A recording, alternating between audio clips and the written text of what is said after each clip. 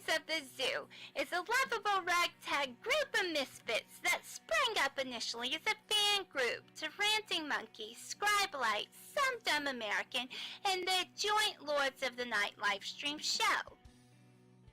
Late night discussions in Discord quickly evolved into streams of their own, with each member bringing something new and different to the table for discussion. Led by the incomparable Reject PPC and the One-Ton Hammer, the group rotates hosts known as Zookeepers. Hello everybody and welcome to Minions of the Zoo. I am your host for this evening, One-Ton Hammer. I will be your zookeeper tonight, Reject. Alright, and welcome to the zoo. I am the Lucky Pop-Tart Inquisitor. Sanguine. Skep Tock. I'm Prospero. Cassie. And I'm Hazed. Regular streamers, they're known as minions, and special guests are known as traveling exhibits. They're on a nightly basis, so that each show has something unique and fresh for our audience. Minions of the Zoo currently streams at 10:30 Central Standard, 11:30 Eastern Standard Time. Let's be xenophobic, it's really in this year. Let's find a nasty, slimy, ugly alien to fear. There's no more cutesy stories about E.T. phoning home. Let's learn to love our neighbors like the Christians learned in Rome.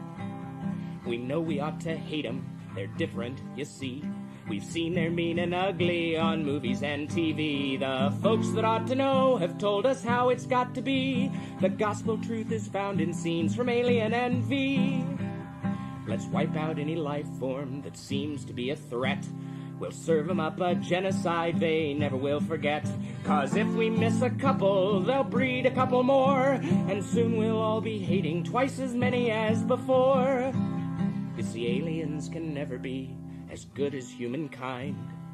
A more delightful race than us you'll never ever find. So step aside, you star slime, we're ready for your worst. We know you want to beat us, enslave us and defeat us, oppress us and browbeat us unless we get you first.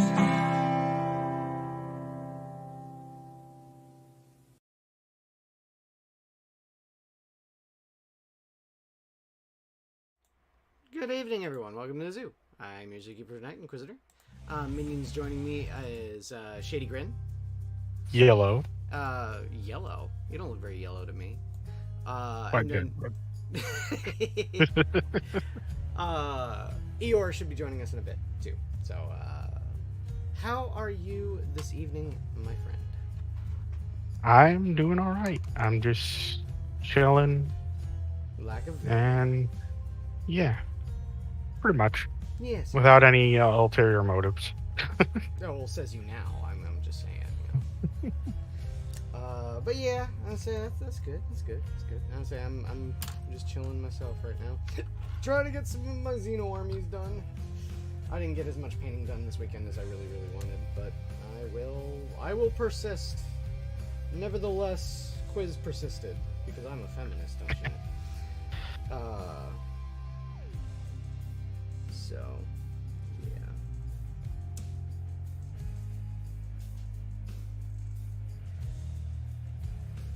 Just trying to get my Necrons done. Oh, sorry, not in the frame.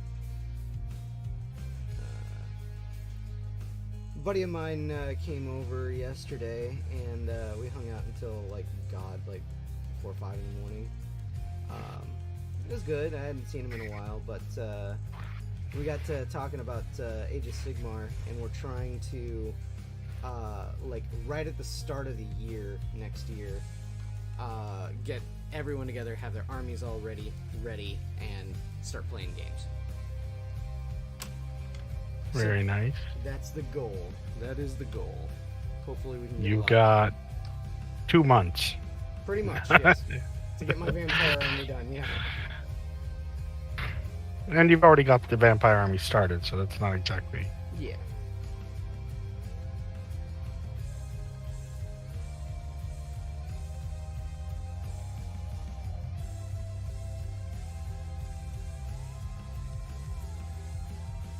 Nice looking Necrons you got there.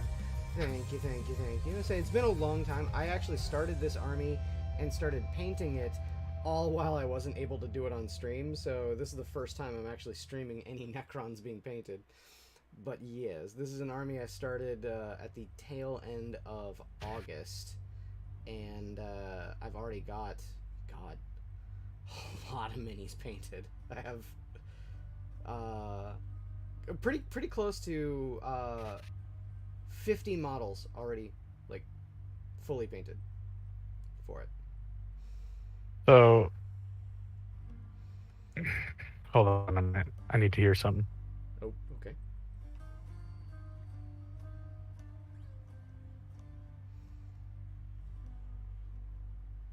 It's gonna take a minute.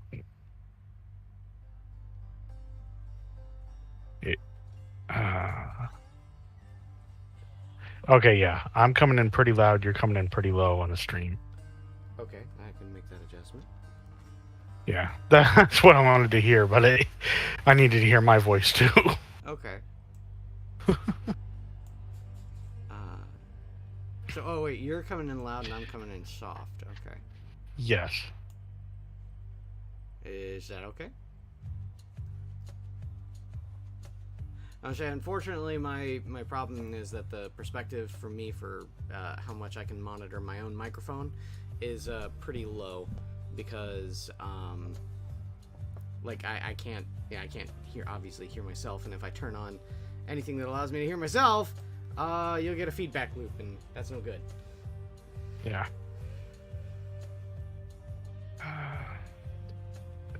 It didn't change at all. Oh wait, I need to hear my voice. Yes. Sorry, technical difficulties, people.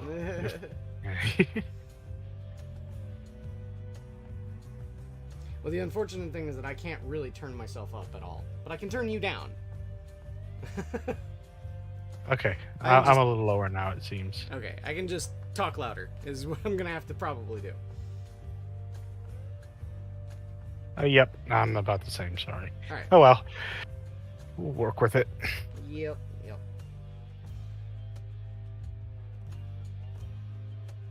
I'm using my headset mic anyway, so. That's okay. I can hear you loud and clear. It's perfectly fine. So long as everyone can actually hear us is the major thing. I say I had the technical difficulties on the last game stream, so like last week, because I hadn't streamed in so long that I'd completely forgotten that half the time when I, hop into this stuff, it's not set up properly. So it's really kind of frustrating, especially whenever you have to unplug and then replug in your microphone. Not all the time does that shit work. So it's fine. It's fine. So right here, what I'm doing is I'm using this is Fire Dragon Bright over black metal and a white primer. So it's like orange, but what I'm doing now is I'm putting Iyanden yellow over the orange to really make the orange pop. Because Iyanden yellow is like an orange yellow. It's like a dark yellow. So because of that, it makes the oranges more vibrant and with brightening up a little bit, but also running down into the cracks, making the lower lights darker. So it has the effect of making things lighter and darker at the same time. It's really great. I love this method. It looks really good when done. Interesting.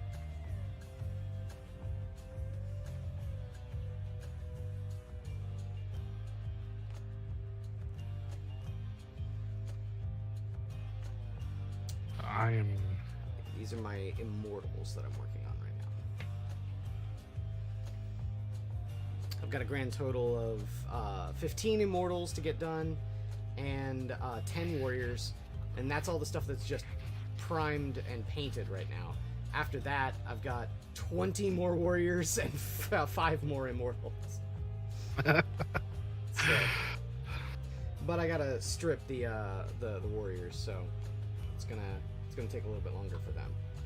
So right now, my goal for the Necrons is I just want to get these guys done, these 25 guys done. So it'll happen. It'll happen. So this is my brand new army too. Like I said, I started collecting this army in August.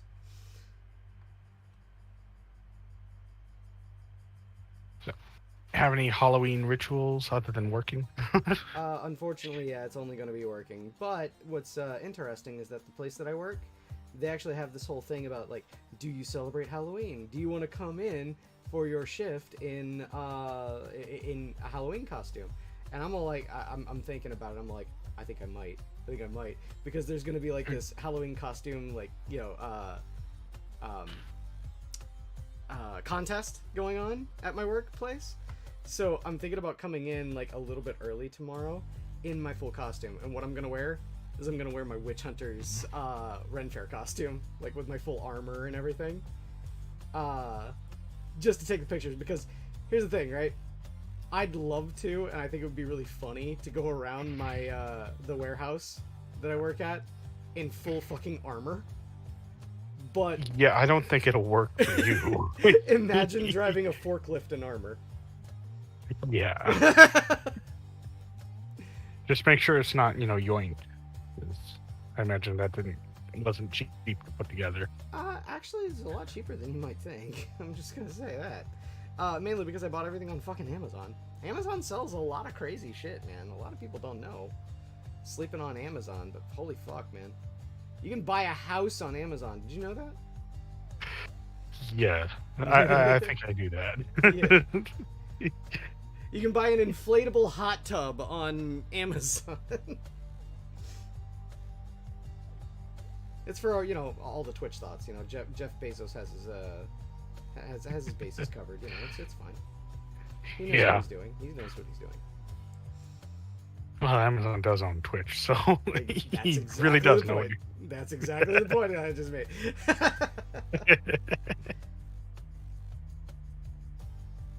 I wish we could show a video on stream. It's funny. I'll put it in for later in general. But the guy moving a bunch of boxes of pizzas, or just the boxes, you know, getting ready for the shift, and one falls off the top and he automatically catches it. And he's looking down in his hand and he starts doing the Spider-Man thing to see if he can shoot webs. Yeah. I'll put it in general voice. It's like, keep dreaming, buddy. I'm the Spitterman.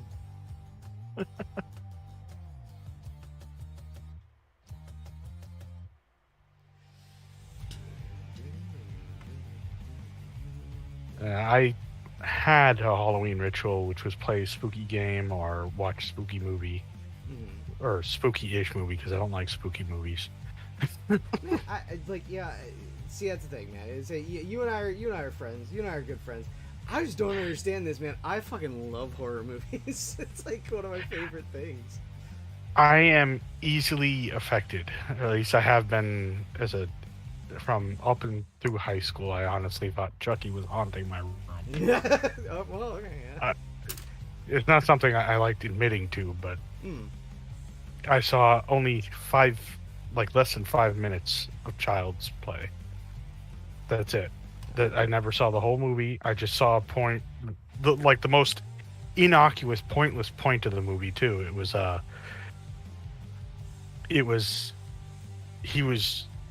he was talking on the couch, just like a talking doll would. Not possessed. Of course, he was possessed, but anyway, he wasn't animated or anything like that. He was just talking, and the mother picked him up, looked at his back, because she was sure he had no batteries, and she opened the back. Sure enough, no batteries, and then he dropped him out of, because he talked again, out of shock, and he rolled under the couch, and that's it. That's all I saw.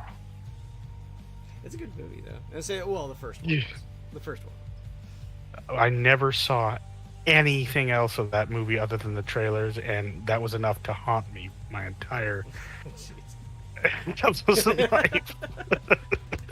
It's a good movie series. I'll say this: Child's Play is like a little bit like Evil Dead at this point. The first movie is like a legit horror movie, and like it's legit trying to scare you. Every other movie after that, it just gets progressively sillier.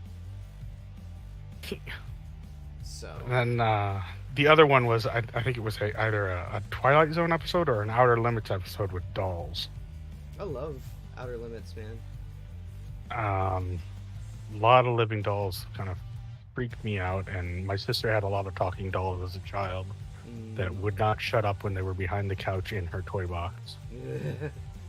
So, did you were you one? Because you're about my age. Do you remember Goosebumps and fucking what was the name? Slappy. I was gonna say Slappy. There it is, the fucking haunted doll. There are a lot of. I read those books as a child. I read every Goosebumps book that ever came out until a certain point, which was when my sister was born, and I had to get rid of them because Dad said no, because the covers were scary apparently. Well, yeah, they were kind of. Some of them were kind of spooky.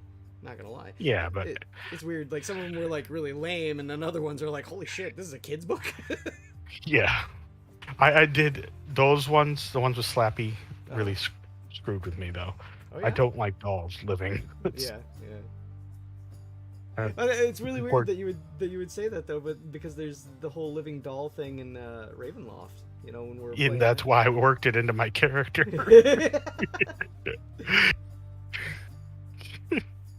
What is it? God, it's been so long I forgot his name.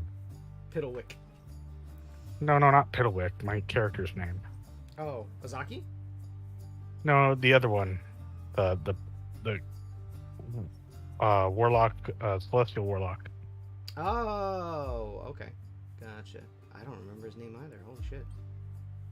That was when He's always keeping that damn doll at a long distance or at arm's length. I say that was when I was running Curse of Strahd.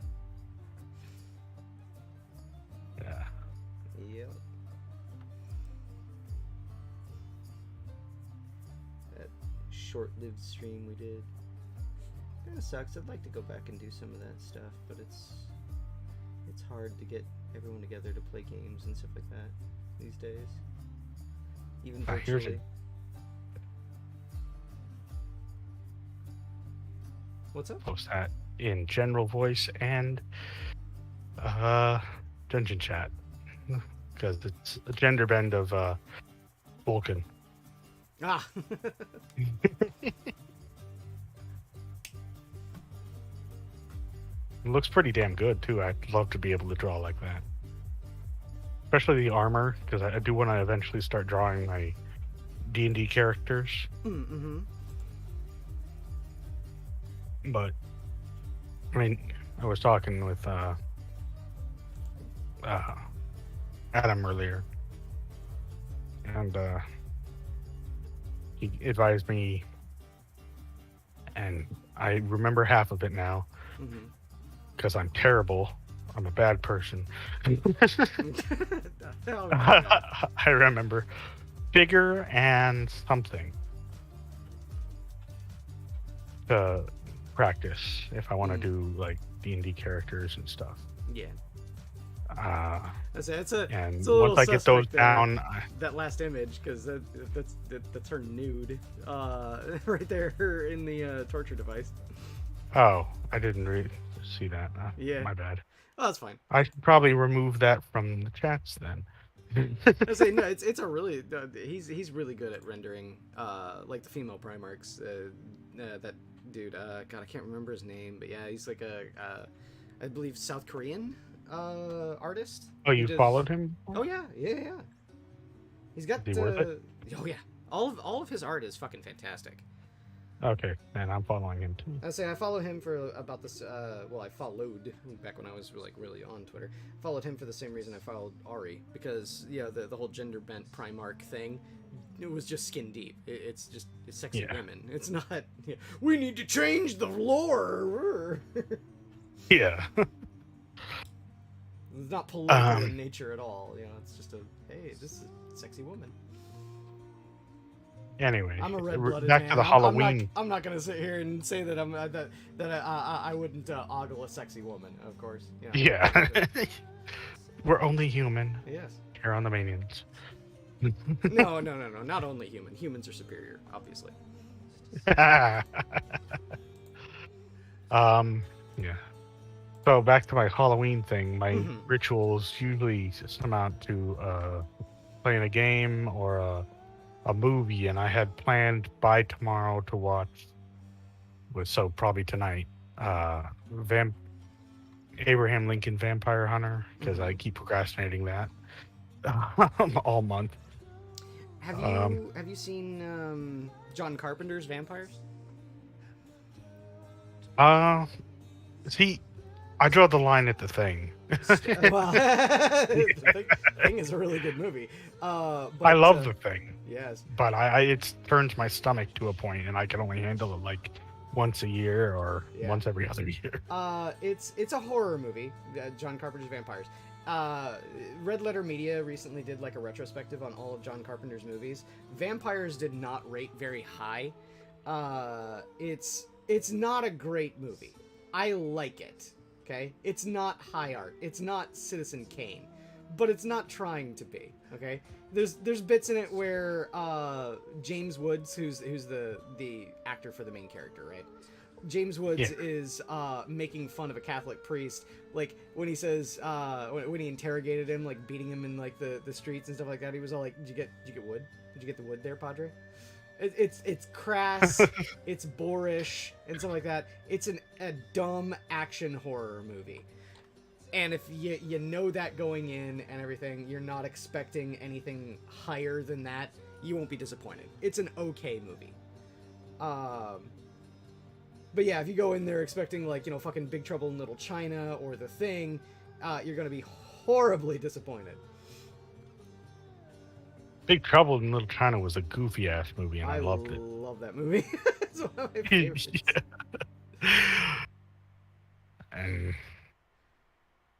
yeah, my other Halloween plans were kind of shot when I realized my controller's not working. But they're playing a game. What game would you want to yeah, play? Dead Island probably it's my go-to. Dead Island's an okay one. Left 4 Dead used to be my go-to, but I can't hit worth shit, and I like playing with people, and I need people who can tolerate being shot by me. On it. Well, it all depends. Are we playing like hardcore difficulty with like friendly fire turned on? Yeah, it'd be kind of frustrating. I didn't know you could turn friendly fire off. Yes, you can. Yes, you can. Well, every time I played, like it was online with a group, and I kept. Were you joining someone else's game? Because it's the host that has to control that. Yeah, the host apparently, but they kept booting me after a while, like because. Let me put it this way: in my area, there was one group that played online, and every time I tried to match with someone, it was always them. It was always the same. And group? And I kept spawning in, and I'm like trying to help, failing miserably, and then after a while, I joined the lobby, and they immediately boot me. Jeez. I'm like, well, thanks, but oh well. I know they've got some crazy ass mods for that game, like the K-On! Anime girls. You can play as them. Yep. I've never messed with modding, but my roommate used to have one that transformed a couple of them into Panty and Stocking from Panty and Stocking. Yeah, there's a couple of mods. It's pretty cool, but I mean, overall speaking, for Left 4 Dead, I just play the game normal. Yeah, it's a fun game, and I actually like that the computer players are kind of stupid. Yeah. Like they're notoriously stupid to the point where it's like it's always this one computer player that's a problem, and he just becomes a meme that way. It's like, come on, man, I'm right here. Revive me. But yeah, that's it for me. Those were fun and hectic. I personally believe Lyle Wrath on YouTube is 100% right when he said that the Vermintide games are the best the Left 4 Dead format has ever been done, and I'm very massively excited to play Darktide. Because I am too. I just hope my computer can handle it Yeah, because it's a same. lot newer. Yeah, that's my problem. I'm probably gonna have to get it a few months after it comes out, whenever it goes on sale. But Same. I know Vermintide 2 just got a massive update. I just downloaded yesterday. It took all fucking day, but pardon my probably French. Probably like a that's fine. I don't care. The Vermintide is probably like winding down on its final updates. It's probably not going to get updated again because they're going to focus on Darktide. Yeah, Darktide looks amazing, and I like the character creation aspect, and I'm looking forward to playing a holy bastard. Whereas I'm looking forward to playing the fucking Psyker. I saw that one clip that I posted that was posted in that one server that you and I are part of for the Europeans. Is the Psyker yelling at the subtitles. I fucking love that. It's so funny. I'm sensing rage, fear, and foreshortened lifespans. No, not foreshortened lifespans. Foreshortened lifespans. Why are you not paying attention? Look at me, not them. I fucking love that clip. I have to watch that clip. I haven't seen it. I saw it posted. I just never watched it. I didn't realize he broke the fourth wall. Yeah, he breaks the fourth wall. It's fucking great. I love it. I'm like, but see, that's the thing is like, you know, breaking the fourth wall completely in character for a Psyker in 40k. I brought it up to my buddy SCP, and he said that's a good joke if used sparingly. I sincerely hope they don't beat it to death. And I'm like, me too.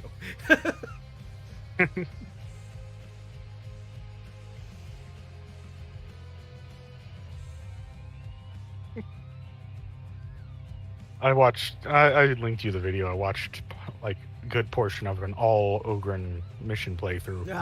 And it was just like this brute forcing the whole thing. Yeah. Like Ogrins are cool. My roommate's been because my roommate's been playing the closed beta, and he's been like exclusively playing the Ogren. For me, I think the two that hold my interest the most are going to be the Veteran Guardsman and the Psyker. Yeah. I was torn between the Guardsman and the Holy Person. Yeah, the Priest. Priest missionary. Yeah. Just because of I like the idea of just bashing people with holy light. Mm-hmm. And a fucking. I don't know what their ability even does. That's the big one. But being a human with a thunder hammer. Yeah. In 40k terms, there's nothing outside of Space Marines that get thunder hammers. Period. No human gets a thunder hammer. And why do they? No idea. But I'm not going to argue it. I'm not going to argue that. Because it looks like fucking fun. Because it looks awesome. Let me see my library. If they wanted to be accurate, okay, to 40k, to 40k, the models and the lore and everything like that, they wouldn't be giving you a Thunderhammer. They'd be giving you an Eviscerator. An Eviscerator is a gigantic two-handed chainsword. Ooh. Yeah, that's what they would be giving you. But I'm perfectly fine because I love Thunderhammers. It's my favorite 40k melee weapon. It's Thunderhammers. That's the reason why I fucking love it when you get the Thunderhammer as Captain Titus in Space Marine. Yeah. Some of my favorite sequences in Space Marine. For Halloween games, I've got Revelations and Resident Evil 5. I would have been playing if it fucking worked on my computer. I don't know what happened. I will say this: Revil Revelations. I'm not a big Revil fan. I don't really like Resident Evil all that much. But Revil Revelations did scratch an itch for me because Silent Hill has been, well, silent for the past like 20 years. Revil Revelations actually feels spooky. it feels scary because Yeah, because you're on that derelict ship. well, it's not just that, it's the fact that it's the first Resident Evil to actually utilize dynamic lighting. Ah. Unless you are looking directly at something with the flashlight, you don't see shit, Captain. It's dark, and they do it well. Yeah. So it was scratching that Silent Hill itch. What do I have not installed? Oh, I have a shit ton not installed. BioShock.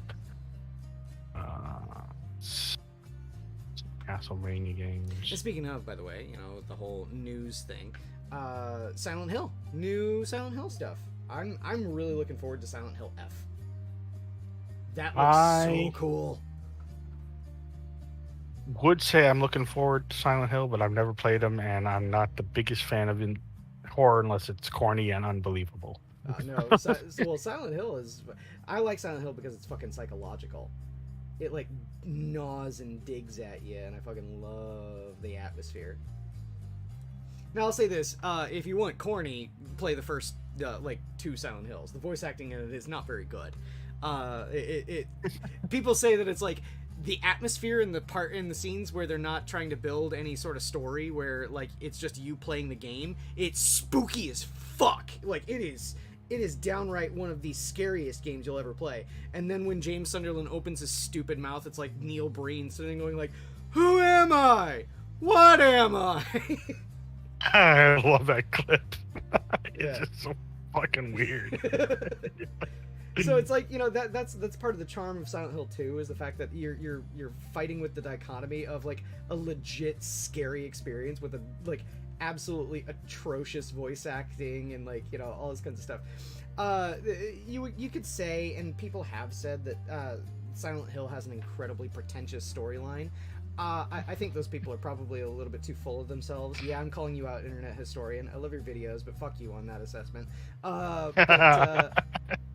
Yeah, no, I like Silent Hill because like it's not horribly deep art or anything like that. It's a spooky game that builds on spooky atmosphere. That's as deep as it goes, and it does that really well. Way better than Resident Evil. Yeah. I also very much like games where I can kill everything. And you can do that in If Silent it's Hill. an enemy, I want to be able to kill it. I'll say this: there's one Silent Hill in particular that you can't. It's Silent Hill Shattered Memories, because that whole thing it's like Outlast at that point, where your whole idea is that you need to run away from the monsters instead of fight them. Which for the gimmick of the game, it's good, and it's a good game in my opinion. Eve will disagree. I don't care. Eve, you're wrong. But it's a good game. I like that game. But it is the case where you cannot fight the monsters. In Silent Hill, it's weird because you can, for literally every other Silent Hill, you can fight literally every monster. It's just that it gets to a point, it's like, are you actually going to do that? Because number one, you're wasting a lot of time. Number two, it's not always efficient to fight all the monsters, and if you do, sometimes you'll overexert yourself and end up killing yourself because you can't just keep fighting the whole time. It's a little bit more, I guess, realistic in that point, because you're not Hercules. You're not going to sit there and keep fighting all day every day and not at least get exhausted or get brought down. So yeah, I like it for that. But yeah, I say in Silent Hill you can fight every monster. It's just the one game in the series that you can't. And that's, again, a gimmick of the game. You can sit there and say that that's a bad thing because, that's not the kind of game that you wanted to play as Silent Hill. Okay, that's fine, but it's not a bad game.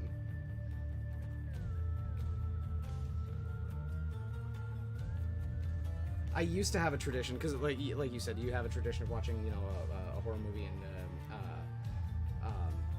playing a horror game for Halloween. I actually used to have a tradition. I used to do it every year. I would replay Shattered Memories and try for a different ending every Christmas. Oh, speaking of horror games, there was this... I could never get anywhere in the damn game. I'm almost Yeah, positive okay. it was. What happened? Paint fell, but luckily nothing fell out. Oh, okay. Freaked me out for a second there. I'm like, what the hell was that? Sorry. But there's this game, one of the few, like, for the DS of all things, one of the few rated R, or not R, A, M. not M Yeah, for yeah. mature, sorry. I don't know my ratings well, because I don't really pay attention to them. No, But, not really all that relevant. it's like one of the few rated M's. I want to say it's called Teresia. It's like a labyrinth game, but it's point and click, kind of. Okay. It's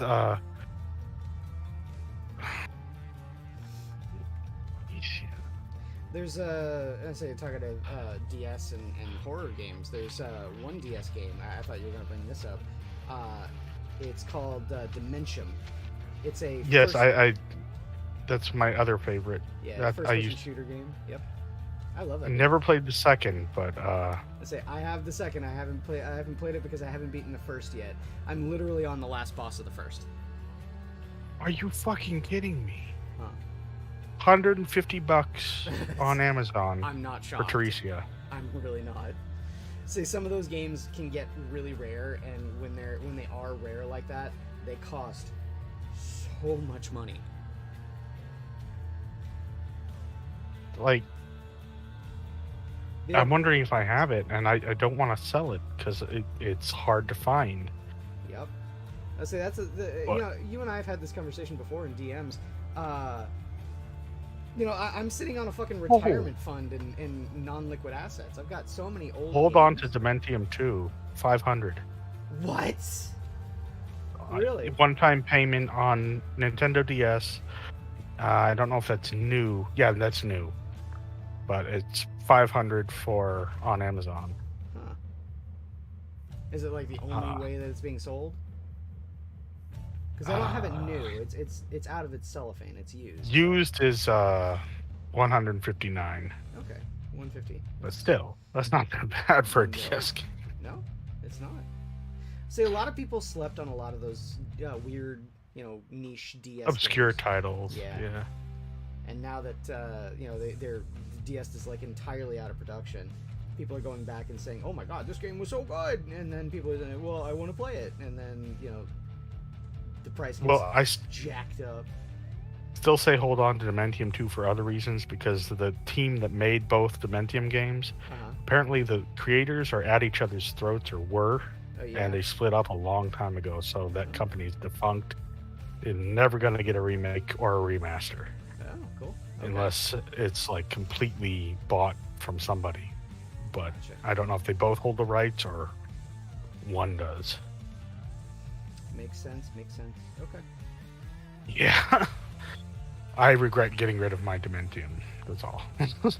Yep. Not that I have anything to play it with. Oh, I would say I still have a DS Lite, a 3DS, a 3DS XL, a My DSi. 3DS has been. I've got a DSi. So do I. It was my sister's, but I played guitar, the Guitar Hero on it, which is oddly enough a fun port. Not the DSi, because the Guitar Hero port required the GBA port at the bottom, and the DSi didn't have the GBA port. Oh, okay, and that was the DS Lite. Sorry. Yes, DS Lite, yeah. So the DSi, yeah, I know this in painstaking detail because I had my DS Lite stolen while at college. So I went and said, okay, well, my DS is gone. I'm going to get a replacement. So I went and I said, well, the new DSi is out. I figure I'll get the DSi. Come to find out that the DSi has all these new features. It has a brand new operating system, an eShop, and all this other kind of stuff. But they removed the GBA port on the bottom. To get you to buy the digital versions. Yeah. Fucking Nintendo, man. Spookums. So, yeah, that's way more spooky than anything else. Fucking corporate greed. Mwah!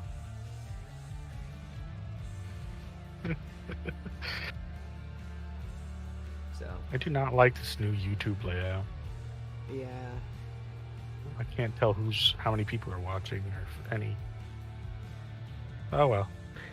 I'm here for me. Yes, yes. I like me. Yeah. I don't think anyone likes you, Caboose. I like me. Early Red versus Blue was great. Yep. I'd say probably seasons 1 and 2. Only good seasons.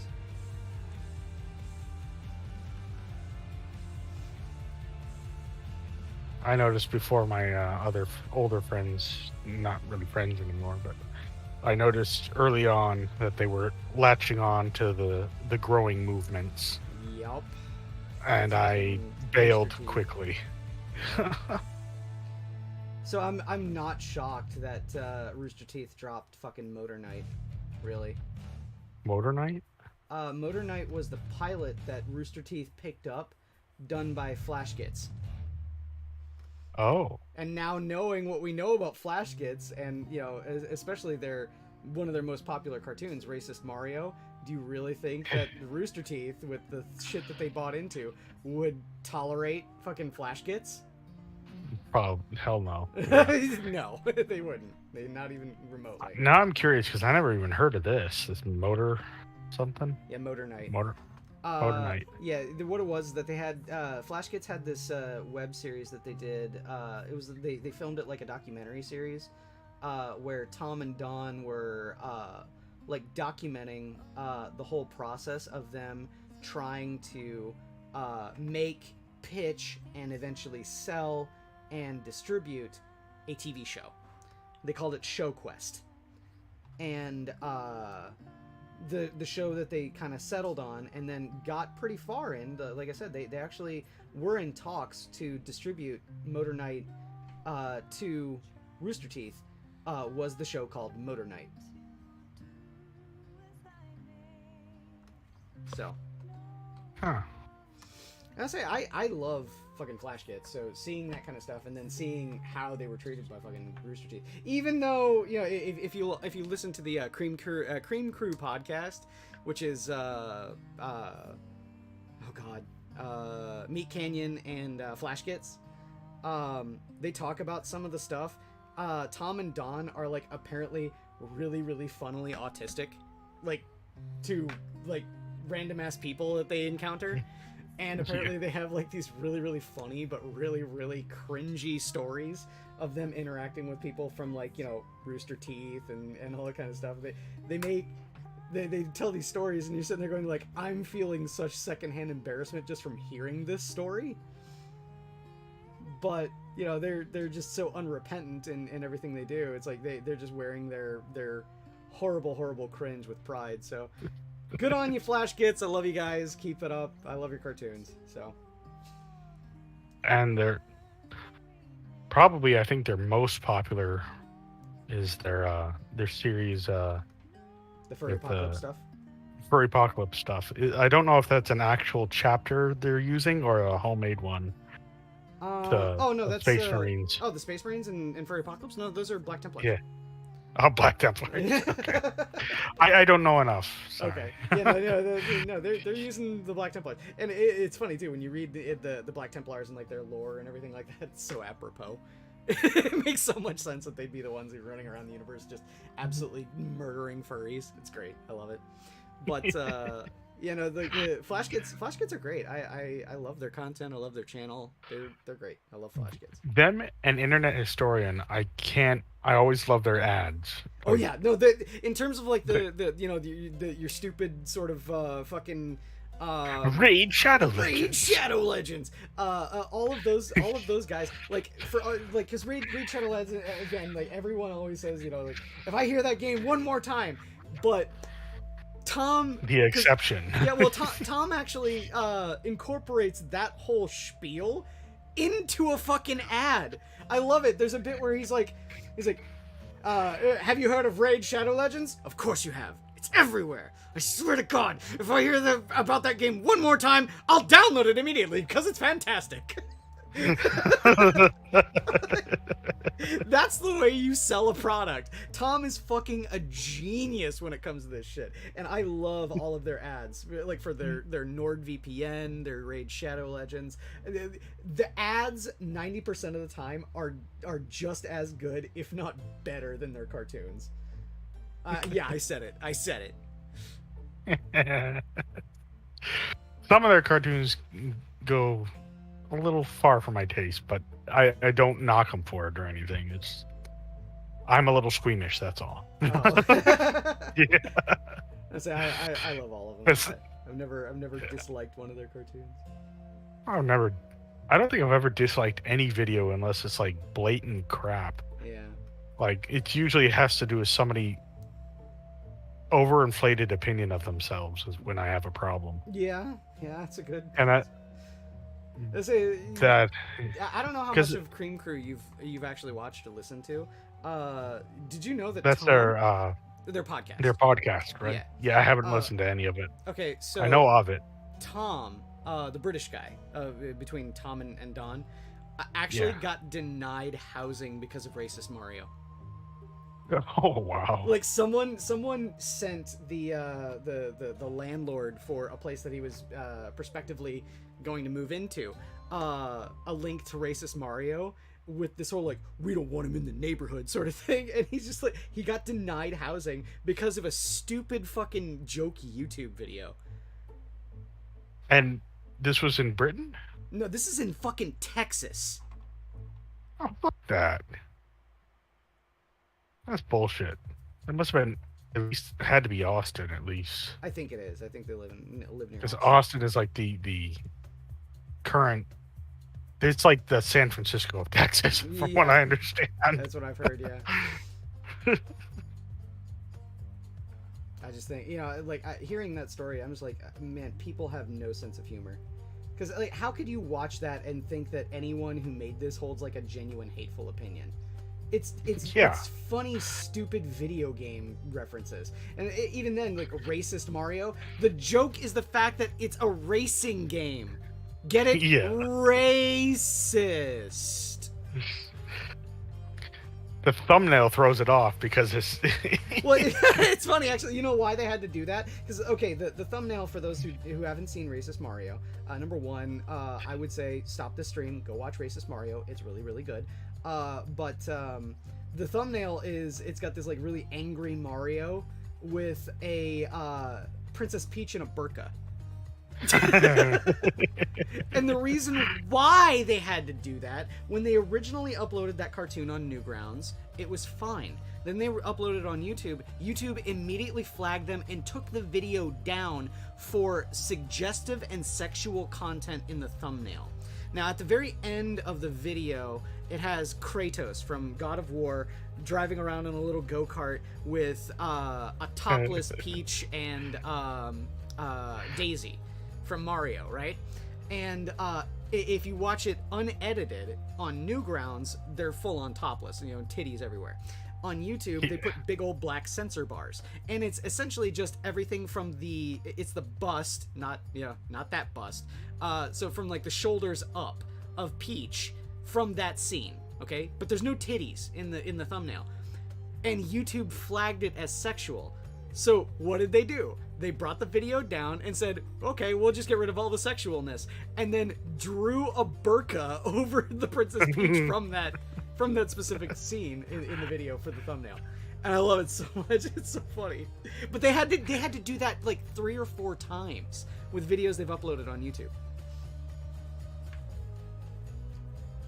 Yeah. Well, they are. Someone they have maintained their edge. Yeah, I was say someone at YouTube just absolutely hates Flash Kids. They do. They have to at this point. Because, I mean, they're constantly getting demonetized. They get, like, no ad revenue or any of that kind of stuff.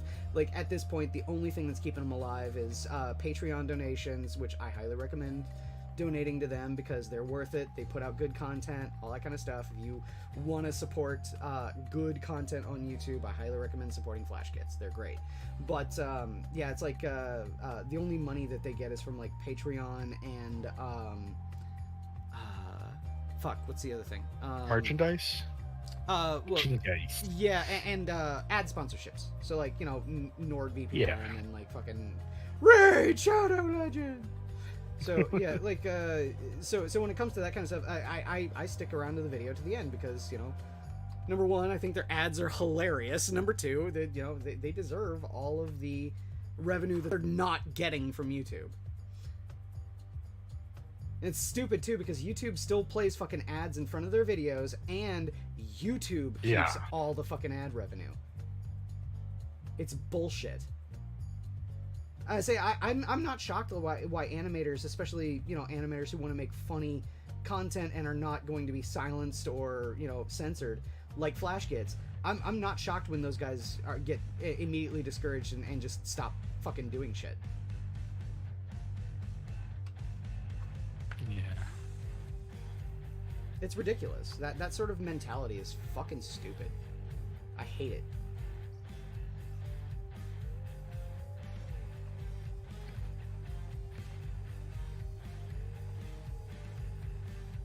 Oh, because of that, and because it's me, obligatory fuck you, Susan. I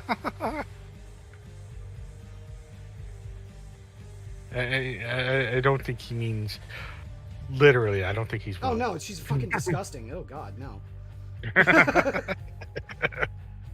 Well, just in case she misunderstands. No, I wouldn't fuck her with a borrowed dick.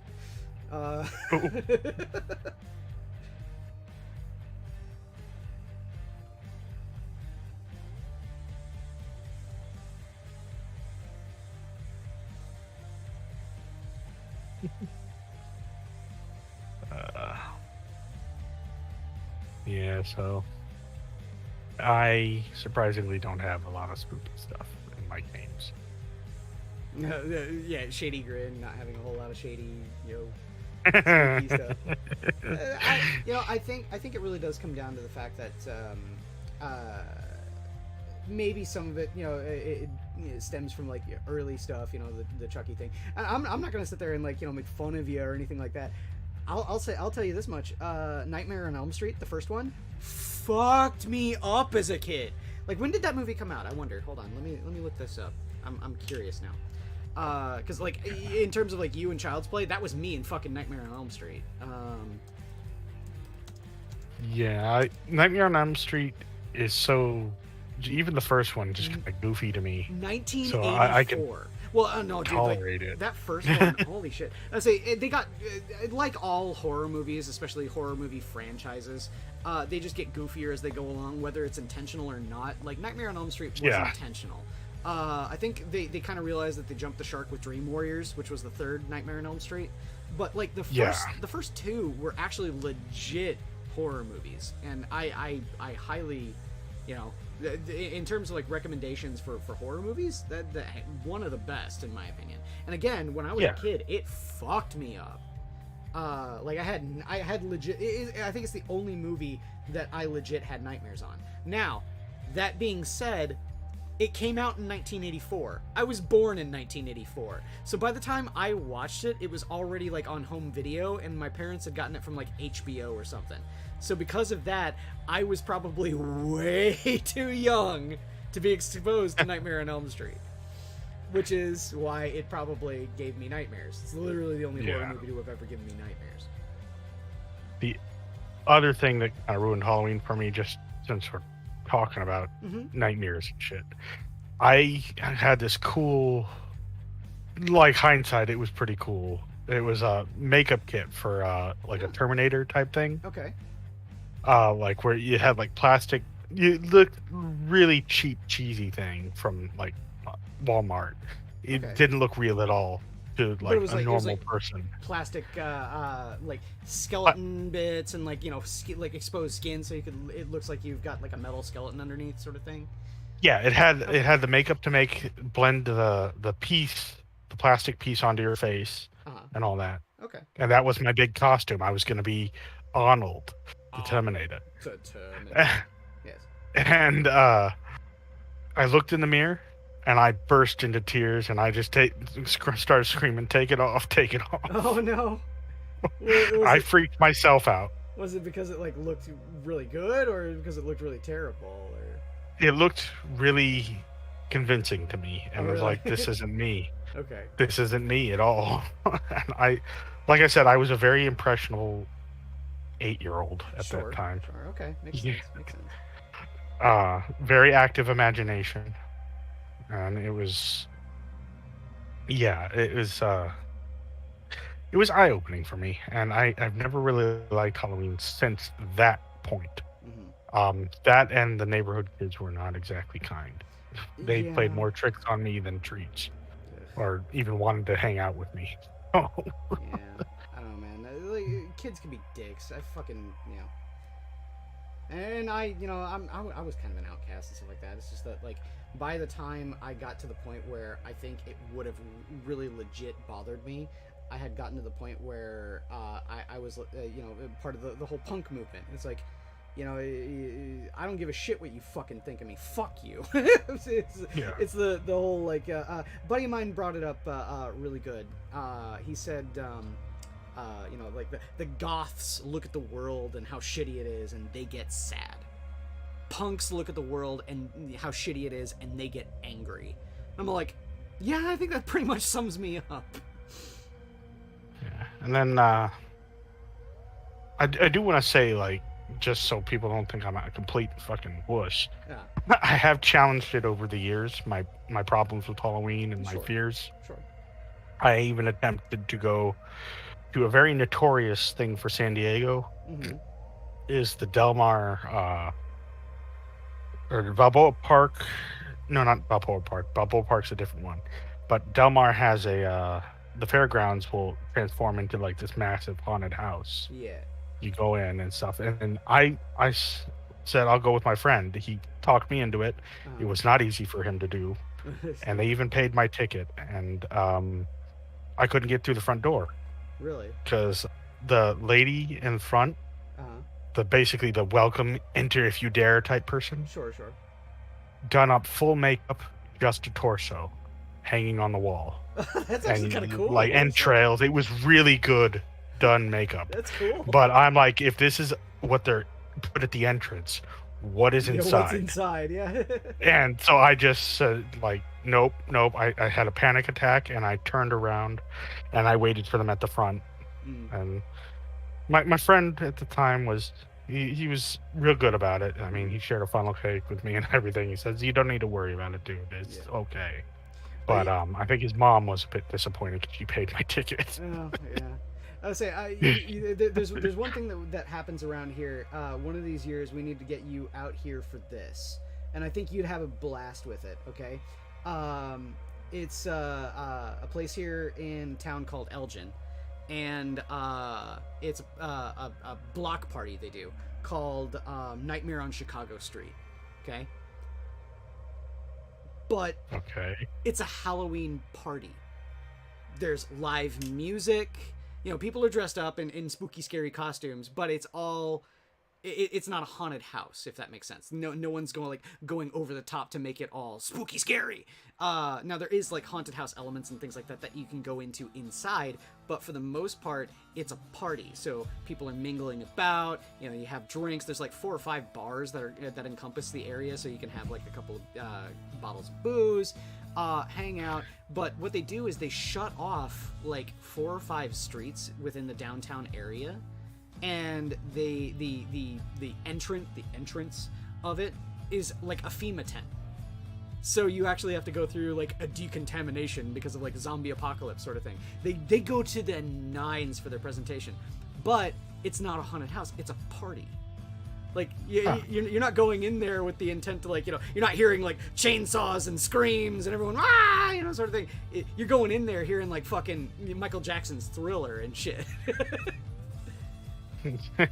Yeah, I think you'd really dig this place, man. It was really great. But, like, they have, like, a 4 or 5 story parking garage that's part of the thing that they shut down for the street. And every level in the parking garage has, like, belly dancers, fire dancers, arts and crafts that people sell. All the stores on those blocks are all open all night, and they're selling like tons of stuff. Like there's a record store down there that I got to know the owner of because of Nightmare on Chicago Street.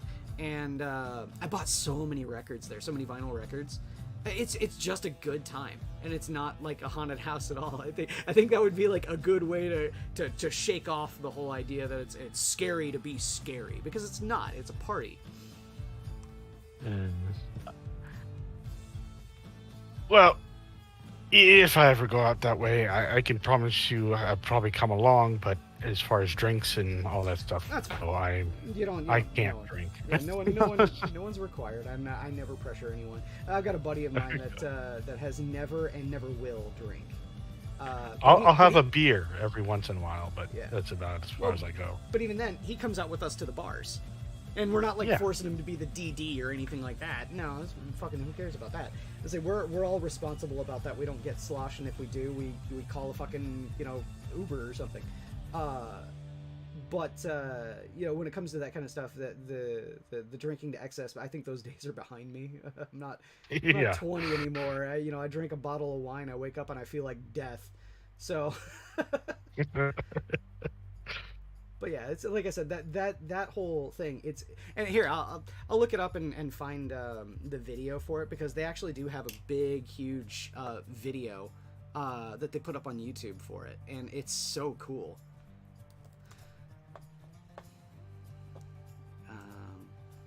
Let's see if I can get this Screen Zone. Oh god. What the hell are you? I'm looking for a video of the Delmar Halloween Haunted House. There you go. I'll post it in general voice. There's the Nightmare on Chicago Street like ad for Fly By Chicago. It's so cool. Yeah. Let me take a look. I have closed the fucking window. Why did I do that?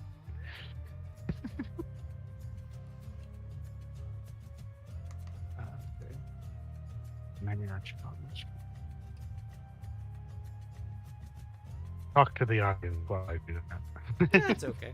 I love that one too. Like there's a part where this little girl, or she's probably like a teenager, walks over in front of something wearing a big yellow raincoat with a black face like inside, so you can't see her face. Totally a reference to the horror game Little Nightmares, which is awesome. Yeah. I've watched that game. That game kind of, the character models are what's freaky about it. It is. It, like, and they walk around like they've got all their limbs broken and shit. It's really good. Like they went to the nines with trying to unsettle you just with like the movement, because there's no dialogue and no story or anything like that in Little Nightmares, but they really went to the nines on it. And see again, we're going back down to that. I love that shit. That's my jam. I love it.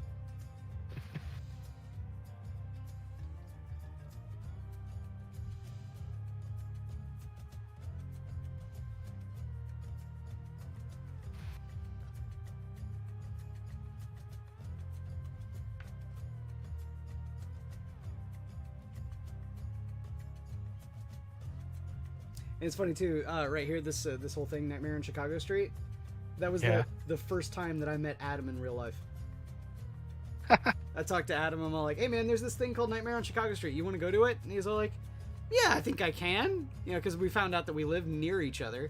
And then I'm like, this is coming up, yeah, you want to go to it? That was the first time I met him in the flesh, like sitting there talking with him. It was great. It's so much fun. Now I consider Adam a really close friend, so that's really fucking cool. And all that started because of fucking Minions. I think the Minions hold a special place in my heart, man. Like, damn. I still get stomach turned. I'm trying to find a picture of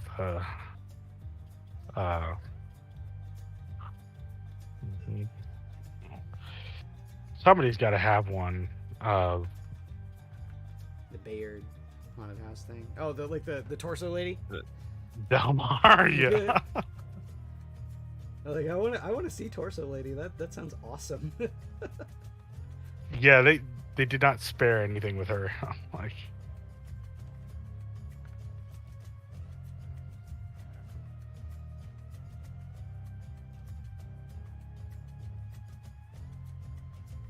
Like if it were me, like working there. You know, I should probably not search this kind of thing on the internet because you get results you don't want to see. Well, yeah. So I'm gonna stop while I'm ahead. Sorry. Yeah. That's fine. I say I love it. Like if it were me, like being the person to be the ticket taker and being torso person, I'd play it up to the nines. Like, you know, sitting there just being all nice and cordial to everyone who's coming in, taking their money, you know. But like when I would get their ticket, I'd like have their ticket like held in the folds of the entrails, so I have to reach in the entrails and pull out the ticket. Like I do that shit to the nines. I think it'd be hilarious. It'd be awesome.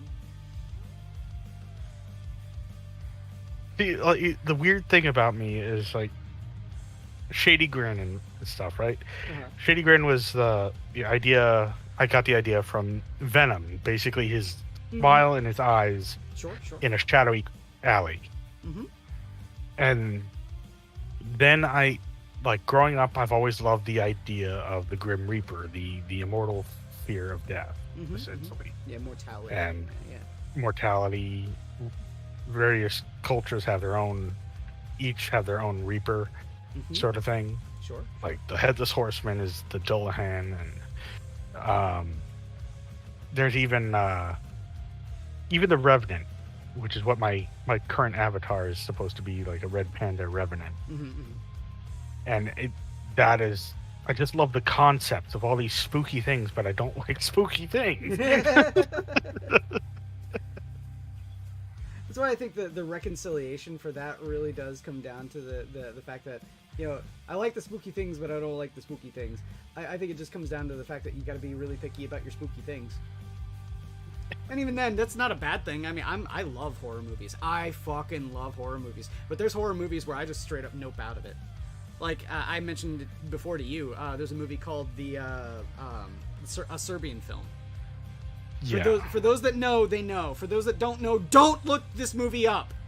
Do not do it. This is the internet, Chris. We probably shouldn't have brought it up to begin with. Yeah, I probably shouldn't have. That's a good point. But let's say, let's put it this way. I looked up fucking Human Centipede because of the same thing. But, you know, again, though. I know well enough to stay away from that. Yeah. I'm saying I'm not even all that squeamish when it comes to body horror, but even Human Centipede fucked me up a little bit. I was like, ugh. And it's not just the whole nastiness of the idea of you know, sewing people ass to mouth or anything like that. That's not the bit that gets me. It's the fact that it felt like that movie was so mean-spirited. Like the whole idea behind it wasn't a let's spook people out and have fun. Right? It wasn't a spooky movie to be spooky and have fun. It was a movie meant to say, haha, I scared you. Fuck you. And the Serbian film is that to even further degree than Human Centipede. And I don't grok with that. You know, someone sitting there trying to be mean-spirited about it, and I'm like, you can go fuck yourself, dude. I say I'm not even necessarily all that scared by those sorts of things, or even freaked out by like body horror or anything like that. I can get behind some of it, and some of it you know works really well and is really effective. Like my favorite game is Silent Hill, and there's body horror elements of Silent Hill. I'm not opposed to that. It's just I get the sense of some of those movies having a mean spirit attached to them, and you can get that just in the filmmaking. You don't have to to get it, and the mean spiritedness is what gets me to sit there and say, yeah, well, yeah, this is no longer fun. The idea behind this is no longer to have fun. It's to try and, you know, gross people out or piss people off or any of that kind of stuff. So it's like at that point you can go fuck yourself, because it's not, you know, it's not pure anymore, so to speak. Yeah. Because I mean, I think like, yeah, you know, when it comes down to horror, like classic horror literature and you know, stories, stuff like that, Bram Stoker, Dracula, and Lovecraft, a lot of that stuff was not designed to off-put or unsettle the reader, or maybe it's just the fact that it's, you know, modern sensibilities means that not a lot of people are going to be freaked out by those. but they're meant to tell a good story. And the story doesn't necessarily have to be a nice story, which is the reason why I do like horror, because horror is not, you know, your typical sort of Disney happy ending. For the most part, like that's the I like. There's the final girls. Yeah, but I like tragedies. I'm perfectly fine with tragedies, and a well done tragedy, in my opinion, evokes more emotion than like the best comedy. Yeah. So, you know, when it comes to that kind of stuff, that's why I like horror. So. For me, like I like a more overall positive vibe, but I don't mind tragedy. Like to bring up something that I'm probably gonna get shit for by somebody, by several people actually, is shonen, specifically One Piece. There is tragedy within that show. One Piece. All right, let's go. There's tragedy within it, but it like loss and everything, and it drives the story forward. Yeah, but I overall there's a very positive vibe, and that mentally I think I need that because I am a very negative person. Yeah. Sometimes. I get it, like, you know, getting in the bad headspace. For me, it's the sort of thing, like, I'm pretty generally a positive person, so when I can kind of shut off the positivity and live in the realm of horrible badness, which is partly the reason why I fucking love Warhammer. Yeah, it's not a nice universe or anything like that, so it's like, you know, when it comes to stuff like that, I can take a vacation in the bad and horrible.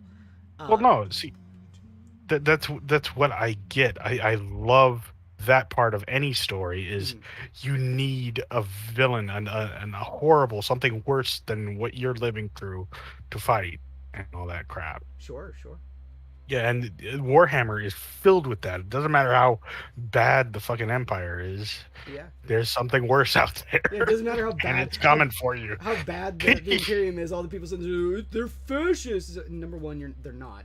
And number two, yeah, you can sit there and criticize the Imperium when there's way worse things in the universe. Are you going to sit there and say, oh my god, the fascism of the Imperium, when Tyranids are going to eat you alive? Yeah, there's Tyranids, there's... The fucking reality is breaking apart and horrors are coming through. Not only demons who will kill you, but also eat your soul. Like everything that makes you a person, they will devour down to the very core of your being. So humanity's atrocities are the least of your worries in that universe. Exactly.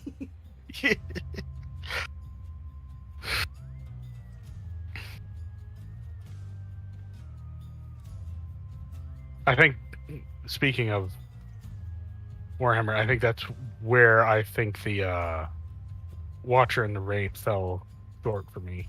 Yeah, I really liked Watcher in the Rain, but it really comes down to the fact that, like, I was expecting it to be a monster feature, especially with the cover art. And then it turning out to be a psychological horror movie, or horror story, made the sort of a subversion of expectations. And that's not necessarily a bad thing. I overall did enjoy the story, but it's just that it kind of, again, subverted the expectation. So, like, I was left going like, well, was this what I signed up for? And the honest truth is no. But did I hate it? No, not at all. I fucking loved that story. It was great. Yeah, that's about where I came away from it too. Where I think it fell short is it settled for the atrocities of man, and it should have settled for the atrocities of the universe. Yeah. Well, the good thing is that there are plenty of Warhammer horror stories that actually delve into that. The one, the very first one I linked you, was it the something in the Damned? Fucking, I can't remember. Hold on a sec. I got my browser up. Yeah. You got Pains. Lost Pay in the attention to your Damned, page. I can't remember, but yeah, that book is full of the supernatural horror. I think that's what it comes down to. Yeah, is the fact that it was a psychological horror, but they advertised it, or at least it seemed that way because of the cover. The Wicked and the Damned. The Wicked and the Damned, that's it. And even then, The Wicked and the Damned still does have, the atrocities of man in it. Yeah. But it's not about that, if that makes sense. Exactly. Yeah. Because the fucking commissar is a fucking lunatic. Yeah. Then, I still have, so far, the 2 Ravenloft books I've listened to are Night of the Black Rose and Dance of the Dead. And I have I Strahd. Dance of the Dead is awesome. So good. Yep. I have I Strahd and what else? I would say don't listen to the sequel of I Strahd, the War with Aslan or whatever it is. Well, I'm not going to listen to any of the Strahds until I'm done with Ravenloft. Yeah, the reason why I say that one is because that one in particular deals with the story that we're playing. Yeah. Okay. But yeah, I've got like a backup. I've got Carmilla, Bram Stoker's Dracula, and of course Eric Mellenbone, but that's not horror, I don't think. There's horror elements in it. I've said it before and I'll say it again. Like when I talked to oh god, who was it? Razor Fist about it. Spectre of the Black Rose as well. Spectre of the Black Rose is the second book. Yeah. That yeah, I have that. Okay. I just haven't listened to it. I talked to Razor Fist once on Twitter about Elric because it's one of his favorite book series. And it's funny because if it were not from Michael Moorcock and Elric and Melnibone, we wouldn't have Warhammer. We just straight up wouldn't have Warhammer. Whereas, it's funny because the exact opposite thing for Blizzard. If it weren't for Warhammer, you wouldn't have Warcraft or Starcraft. Yeah. Because... I still want a fucking movie for StarCraft, but I don't trust Blizzard after... I liked their attempt at Warhammer, but I think it could have been done better. Yeah. Warcraft, yeah, sorry. It could have been done better, but I don't trust current Blizzard with anything anymore. I downright refuse to watch that movie. And see, that's the thing, is that this is coming from a guy who's not necessarily so GW loyalist that I can sit there and say, oh, fuck Blizzard because of blah, blah, blah. I loved Warcraft back in the day. It's just that I came to the realization that World of Warcraft is going to be Warcraft into perpetuity. They will never make another strategy game. It's only going to be World of Warcraft expansions. And at that point, I'm like, I think I'm done. Because they just don't give a shit about the story anymore. Well, and then with the shit they're pulling with Overwatch 2 and everything else, I think Activision has pretty much killed Blizzard by this point. Yeah, I think they've strangled the life out of Blizzard. Yeah, I would agree. So, like, I was really tempted to get Diablo 2, but I said to myself, you know what? I've played that game before. I've played it to death with friends. As much as I want to relive those glory days, I'm not going to give them my money for this. Yeah, I'm of the opinion now, right now, if I want to play Diablo 2, I'll just go and get my discs and reinstall. I have, I think, one of the discs, but I don't have a disc drive. Oh, yeah, well, see, that's the thing. My current laptop right here doesn't either, but I have a USB DVD drive. Yeah, I have an external USB DVD drive. You can buy them for like $20, dude. Just go to Best Buy.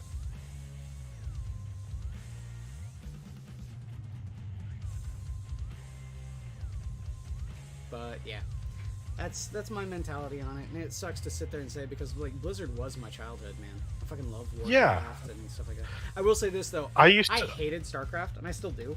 The only reason why I bought StarCraft and Brood War was because I wanted an allegory for Warhammer 40k on a computer game. Because there were no computer games for 40k at the time. Yeah. And then Dawn of War came out, and I have never gone back to StarCraft, and I never will. The only part of StarCraft I like was Kerrigan's story. I thought it was pretty derivative, and that part of it, like the whole thing about her getting taken by the Zerg and then turned into the Zerg Queen. Number one, it's a lot more horrific than people are thinking, because she did not sign up to this. And the fact that someone like, oh god, what's his name? Raynor is just fine with talking to the horrible creation that Kerrigan is now, smacks of what the fuck are you thinking? That character in particular, the character that knew Kerrigan before she became the Brood Queen. Yeah. It doesn't make any sense that he would be okay with what she has become. He would see her as this horrible monstrosity and not even want to talk to her, let alone deal with her. Not only that, he'd probably feel partially responsible, wouldn't he? Yeah. I mean, like I said, essentially for the most part, the person that you knew is being puppeted and is dead, and her body is being puppeted by a sentient creature that hates you. The whole idea behind that story could be poignant, but is executed so poorly that I just... What is the name of that character? Not Kerrigan, but the other human character that was Raynor. I just looked on Twitter and Kyle Rayner is trending, but that's Green Lantern. Yes. A Green Lantern, yes, I should say. A Green Lantern, yeah. He was the dude with the big metal faceplate. Who got, in terms of people and their use of tropes and terminologies for boiling down a complex storyline in as few words as possible, he's the one whose wife also got fridged. Ooh. He's the origin. So he's an angry Green Lantern. Yeah. Well, he's the origin of that term, fridging a wife. So like when feminists bring up the fact that fridging a character, when feminists bring it up, it's the sort of, it's like killing a woman to make a male character angry. Blah blah blah. It's so disrespectful to the women. I'm like, you don't get tragedy at all, do you? It's not only that, you don't get what the guy is viewing that person as, this irreplaceable piece of him, of his life, of everything, of his history, of his future. Wanting to be with this woman for the rest of his life. It has nothing to do with the fact that it's a woman, and everything to do with someone that he loves. So it's such a surface level and disrespectful breakdown of that idea of a story, and it's so infuriating. Like, I use the term fridging when I refer to most of my damn background, my D&D characters. Well, I mean, at that point, it's true, I have a bad habit of doing it. Yeah. Like, oh, the DM wants family to use against me. Nope, they're all dead. Use this person instead. I love it because, like, in terms of that, have I ever used your family against you? No. It's just a fear I have, an innate fear.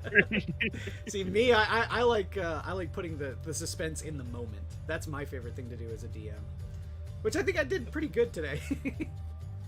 I was trying. Yeah. Our buddy Sleepless was playing a cleric, and I forced him to consume a whole bunch of like spell slots right early, and then for the rest of the encounter, I was trying to get him kidnapped. But they fought tooth and nail. Good on you guys for doing that, but I'm like, this is a story hook and it's gonna happen. I don't care. And so I immediately did it to the other people who were involved in the different encounter. Yeah. So like, someone's getting kidnapped, god damn it. No, but I thought it was fun. I think everyone had a good time with that game.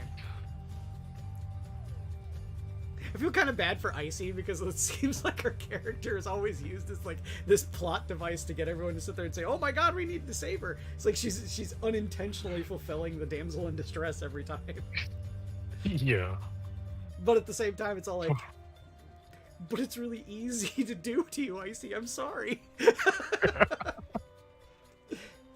Poor Icy. I know. I love Icy. We love Icy, but yeah, it's funny. It's still just funny.